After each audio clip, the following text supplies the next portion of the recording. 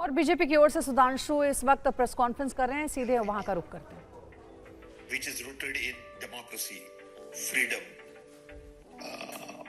liberty, fraternity is being challenged by Ram Temple and Ram Navami and Prime Minister going to temple all the time and talking.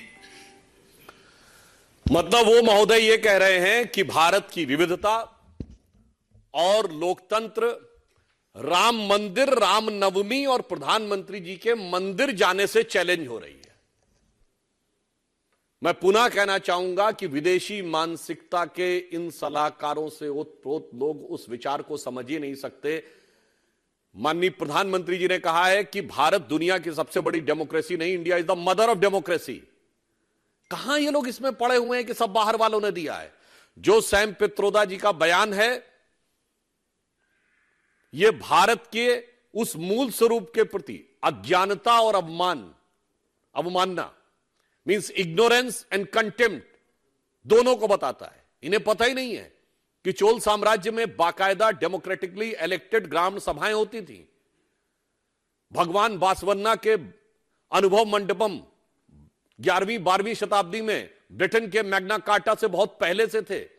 Vaishali का गणराज्य 2600 साल पहले था और वेदों के काल में सभा समिति विदत और गण बैठकर कार्य करते थे। और मैं पुनः चुनौती से कहता हूं, भाई अगर आपके दिमाग के ऊपर विदेशी पर्दा है तो हटाइए।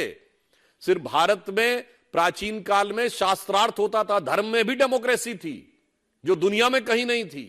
परंतु क्या बताया जाए, इनको भारत के बारे में समझ ही नहीं है। जिस संस्कृति के बारे में कह रहे हैं कि उसकी वजह से आइडिया ऑफ इंडिया और डेमोक्रेसी कमजोर हुआ, वही हमारी डेमोक्रेसी और विविधता का आधार है।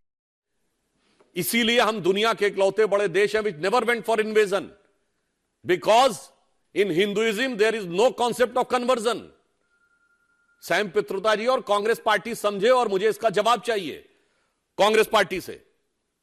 और वो जिस संस्कृति को, मंदिर की जिस संस्कृति के लिए ये भाषा बोल रहे हैं, मुझे इसलिए कष्ट होता है कि बाबरी ढांचे को बचाने के लिए आप अदालत तक खड़े थे, आप राम मंदिर को बदनाम करने के लिए आप 7 समुंदर पार से खड़े हुए हैं।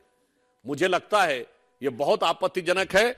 और वो संस्कृति यदि उन्हें न समझ में आती हो तो मैं श्रद्धेय अटल बिहारी वाजपेयी जी की कविता की वो पंक्ति दोबारा उनको बता देना चाहता हूं, जो उनकी प्रसिद्ध कविता थी, हिंदू तन मन हिंदू जीवन रग रग हिंदू मेरा परिचय।